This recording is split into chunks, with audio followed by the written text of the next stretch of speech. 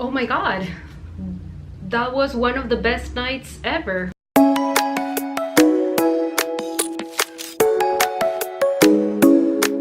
Hello people of YouTube, and welcome to another video from my room here in Lima, Peru. So I know I haven't filmed since last year, so it's been what, almost half a year without filming anything, and I'm so sorry, okay? I'm so sorry. I don't have an excuse. I totally have an excuse, okay? I'm living the life of a grown-up person now. I do have a job. I still have to go to college. I need time to do my homework. I don't even have a social life. Dude, I'm an adult now. But anyway, today I'm gonna talk about the concerts / music shows I've been to during my whole life. So far, I actually haven't attended so many. I'm just gonna talk about a few of them. But music school, I love music, so I'm here to share that part of my life, that important part of my life with you guys, so maybe you can get to know me better, and who knows, maybe you share the same preferences as I do and we can be friends. I'm really sorry if I'm actually not looking at the lens. I'm kind of like looking up there and there, and I don't know, I'm like, I really feel shy right now for some reason, and I don't even know what I'm doing right now, so okay, whatever.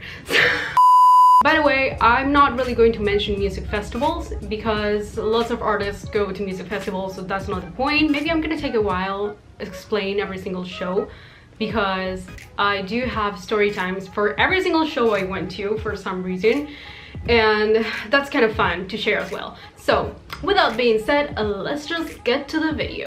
So my very first concert I've been to in my entire life was back in 2009.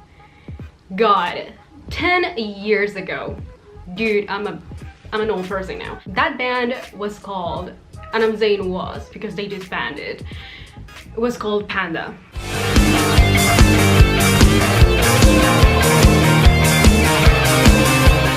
Panda was a Mexican band that I really enjoyed to listen to every single day of my life back in 2009. And oh my god, they decided to come to Peru, so I absolutely needed to go there. I needed to be there. I was going through my emo phase at the time. No, I didn't consider myself emo, but you know, I used to, you know, wear dark clothes and, you know, head makeup and whatever. I'm not really sure if I have pictures. If I do have, I'm gonna upload them. The band was really known for, you know, their kind of sad songs and, you know, that kind of music that you actually want to take a knife and cut your veins or something. And this is so freaking embarrassing to share this, but come on, the music, I enjoyed the music a lot at the time, and I needed to go, so I remember and story. Dude, look at that. Look at my bracelet. This string here, like a minute ago, used to have beads, and now they're gone. I remember, and story part section here, I used to have a piercing, a nose piercing, and I remember that my mom hated it so bad, like my whole family, because they're very conservative. They don't like tattoos, they don't like piercings. I do, but I'm the black sheep of the family. So I remember that she told me, okay, if you want to go so bad to that concert, like, you need to take that thing off your face. That was so sad at the time. I remember as soon as I took that off, I started crying because that was, you know, my favorite piece of jewelry in my face. Anyway, I went to the concert, and dude, that was the very first concert of my life. I was so freaking excited. I went with a couple of friends, and God, the place was so freaking crowded. The energy was so freaking good. Oh my god, that was like heaven for me at a time, and it was perfect. It was very special, seriously. I do remember that the band who opened the show was another Mexican band called División Minúscula. Dude, that band was fucking awesome.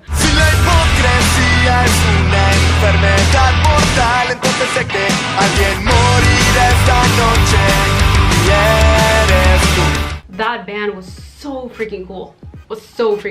We were singing along the whole time, jump everywhere, like we were all sweaty. That's like the best feeling ever. Okay, so I think it's time to leave my emo phase behind for a while, and now I'm gonna talk about my otaku slash gamer slash cosplayer phase in my life. I think I've had throughout my life so many phases, and that's cool because I consider my life has always been very interesting, and I don't know, I really remember like everything I did when I smile in my face, and that's cool. From 2008 to 2013, I was very familiar with J-rock and J-pop. For the ones who don't know, J stands for Japanese, and I was very familiar with all the bands from Japan, and I was such a huge fan of anime. I really enjoyed everything that had to do, you know, with Asia. I was so obsessed with Japan. That is an important part of my life. And yeah, so I remember I used to go to many anime conventions and events, and I used to be a cosplayer as well. The company who used to organize those events used to invite Japanese artists as well. And one of those Japanese artists that I saw was Hironobu Kageyama. I don't know if you know him, but he was the one who sang the opening of Dragon Ball Z, or Z, or whatever you want to call it. And let me see if I can put his song right now, and I'm pretty sure you can recognize it, so yeah.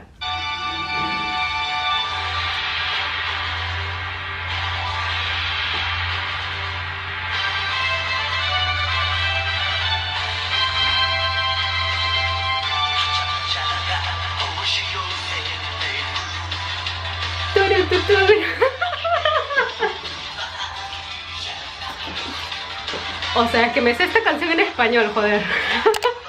Okay, so now let's move on to the year 2011, when I was still in my otaku phase, and I did go to a concert of a band, a Japanese band called Move.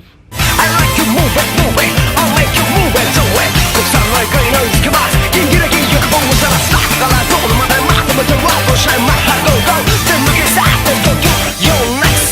I used to love that band so much. I think I'm gonna use the word love so many times because right now I'm having, you know, the throwbacks, and that band was the perfect combination of electronic music and rock, like in one genre. I don't know how they did that, but that was amazing. And the best thing is that I went to that concert for free. I remember I had this friend was part of my cosplay team, because yes, I used to be part of a cosplay team and we used to cosplay together and all that, and he was part of the staff, you know, who organized the concert or something like that. We're friends with the organizers, I don't really know, but he asked me, hey Pamela, do you want to go to this concert? And I was like, dude, for free? Let's do this. So Move was in July the 21st, 2011, and now I'm gonna talk about September the 14th, 2011. Red Hot Chili Peppers.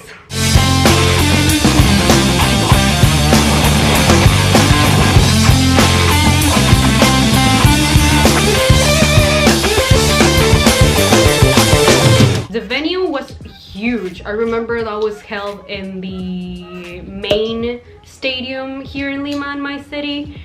And dude, Storytime section here, I remember I bought this ticket in order to be, you know, in this zone located right in the front, but that was for nothing because I'm a short person and there were lots of tall people in front of me and I couldn't really see the stage at all, and I was like, no, I really cannot see anything. And I know that the music is, you know, what matters the most here, but come on, I was there. I obviously wanted to see the show, but I didn't see anything, and that's sad. I'm gonna mention here that my favorite Red Hot Chili Peppers songs are Danny California, By the Way, and finally Under the Bridge. I used to identify myself with that song like for so many years.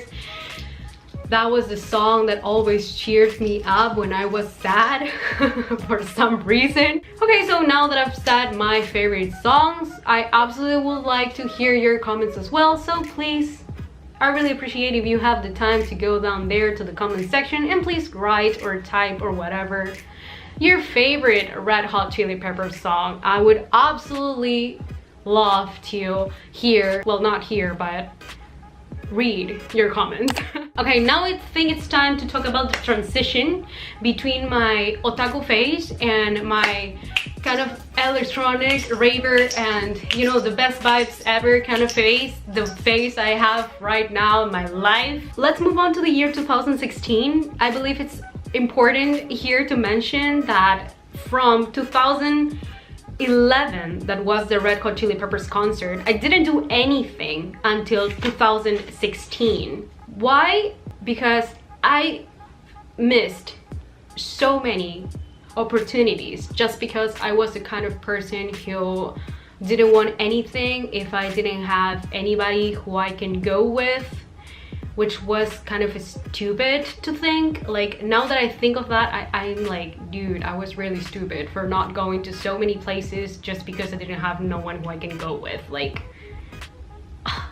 I really hate that part of my life. But anyway, back in 2016, I was part of a cultural exchange program in the US because I was living in Connecticut at that time. From December to March 2017, I had a chance to go to Martin Garrix in Echo Stage in Washington, DC.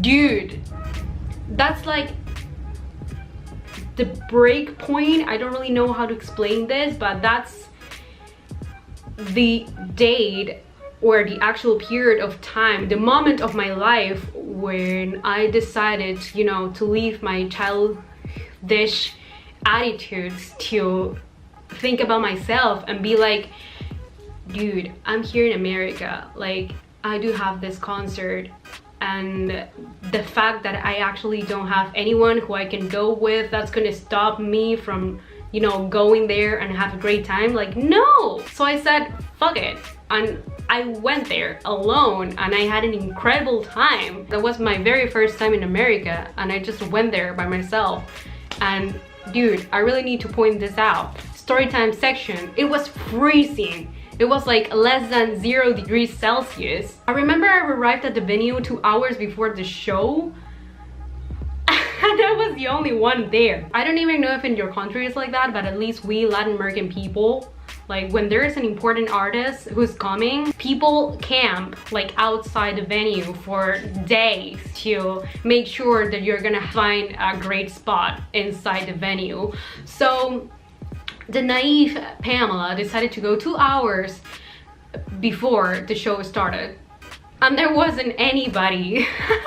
I remember I was alone, I'm freezing like hell. I remember I was wearing a jumper and then a jacket and then a pair of pants, but dude, it was freezing cold outside.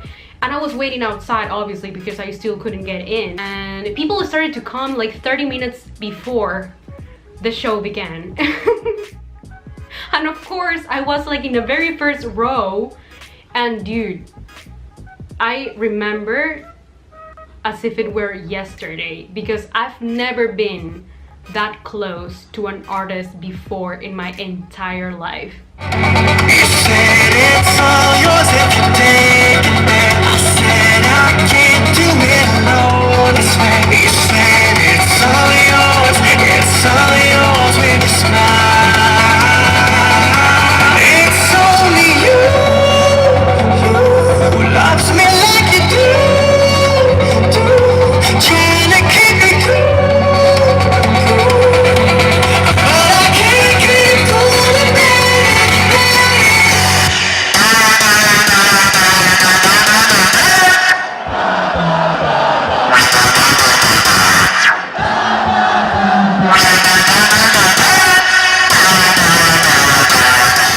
Oh my god, like I'm got fangirl time here. Dude, Martin Garrix was right there.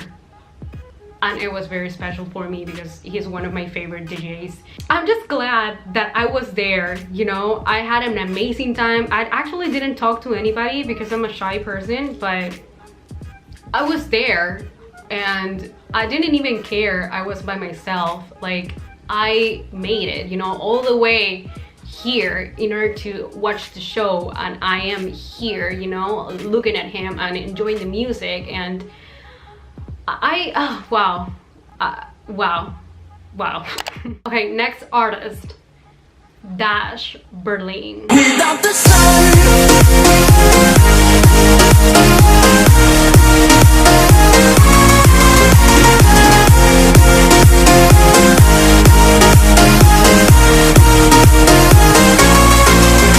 Jeffery Sartorius, former Dash Berlin, in Marquee, Manhattan, New York.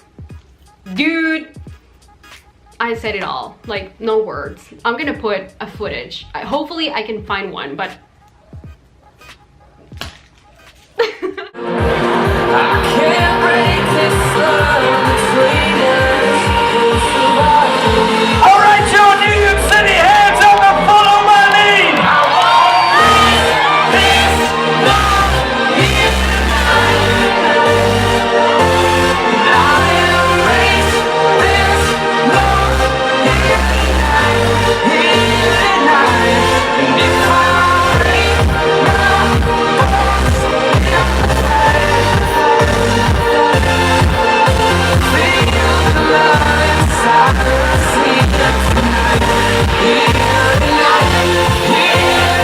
I had a friend, she was living in New York at the time, and I went with her. We went to this club. That was my very first time that I went to a club in order to see a DJ. Like, that was awesome. It was cold outside. I could feel the intimacy because the DJ was right there. There were people in front of me as well, but I didn't even care about that, you know. Anyway, that was one of the best times ever, really. Like I was so freaking excited because the DJ took the microphone and he was like, "Hello, New York!" And dude, that's when I realized that, oh my god, I cannot believe I'm actually here. Like, seeing you, listening to your own music live, that's amazing. I cannot really believe that I actually had the chance to enjoy that feeling, and oh my god. Oh my god. The third and last DJ I saw in the United States is Tiesto.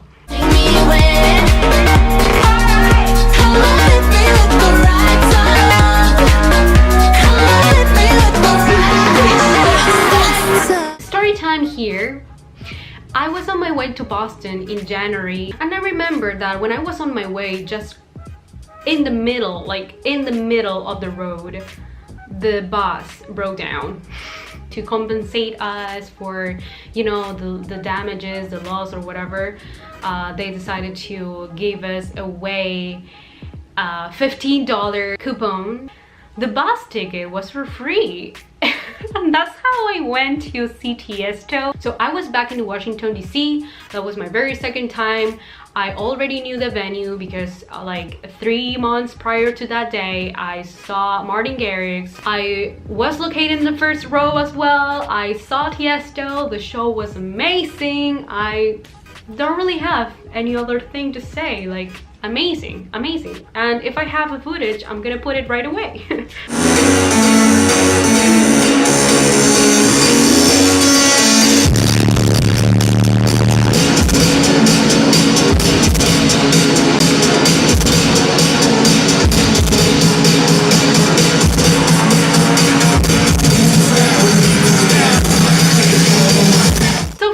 When I came back home from the US back in 2007, I went with my brother to see Armin Van Buuren.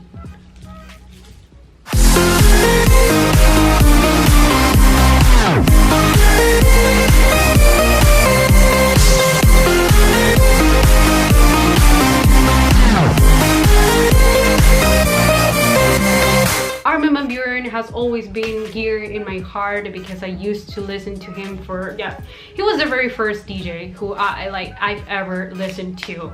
Okay, I took my brother to see Armin Van Buuren. We had an amazing time. Armin Van Buuren was actually his first show, so he enjoyed it, and that was amazing. That was so cool, and if I have footage, I'm gonna put it right now.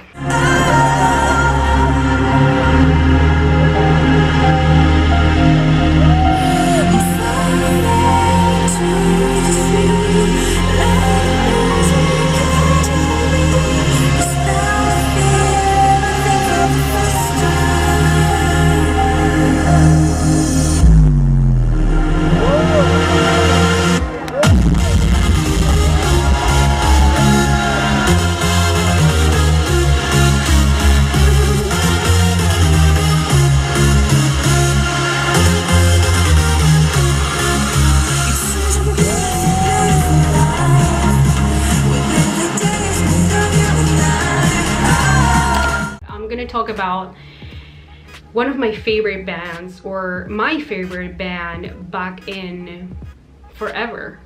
I'm going to talk about Linkin Park. Take everything from the inside and throw it all away, 'cause I swear for the last time I won't trust myself with. Linkin Park has been my favorite band for so long.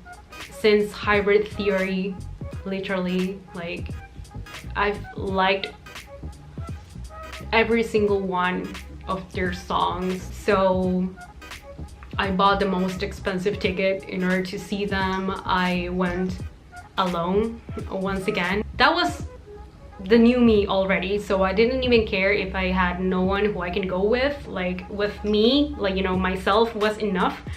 So I went there myself, and Storytime section, once again, I remember I had a test at my university that day. As soon as I finished it, I took a taxi and I went there. We were 5 minutes away, I think, or 10 minutes away, and like, I was sitting behind the driver's seat, but I felt an impact, and because I wasn't wearing a belt, I kind of like jumped, you know, towards the front and kind of like hit my forehead with the, you know, driver's seat.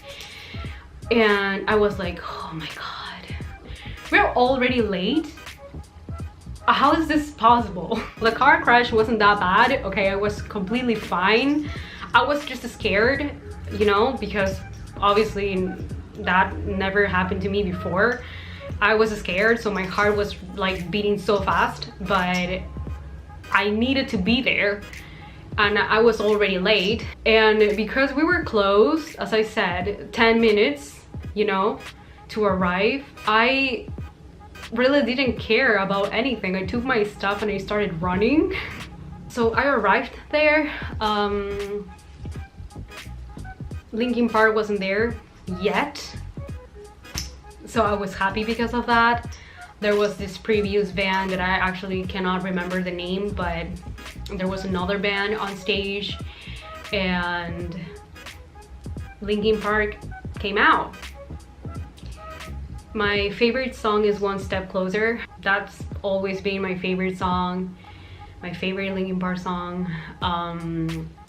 They played it.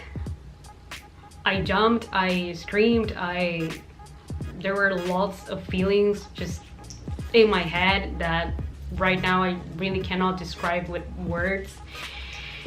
And I cried. I even cried when they played Leave Out All the Rest. For some reason, that song always gets me. When you ask me who is your favorite band, like, I'm obviously going to mention that band, because since I was a little kid, seriously, since Hybrid Theory, I've loved that band. And like, overall, that band has always been part of me. Okay guys, so this is it for this video. I really hope you learn a little bit about me. Let me know in the comment sections down below what kind of artists or genres or what kind of music you listen to. I would really love to know that too, because music is cool and I love it, and music brings us all together. And yeah, if you like this video, please give it a thumbs up. You can also follow me on Instagram, and don't forget to hit that subscribe button if you want to keep hearing from me. Thank you so much for watching this video, guys. I appreciate that a lot. I don't really know when I'm going to be able to upload another video, but hopefully it's going to be soon. Right now I don't really have time, but this is what I enjoy doing, so I'll keep doing that. And yeah, this is it for this video. Thank you so much again, and please look forward to the next one. Bye bye.